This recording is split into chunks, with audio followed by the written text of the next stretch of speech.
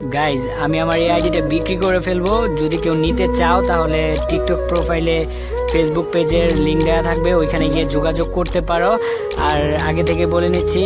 rare collection বলতে কিছুই নেই, তেমন কিছুই নেই, খুব অল্প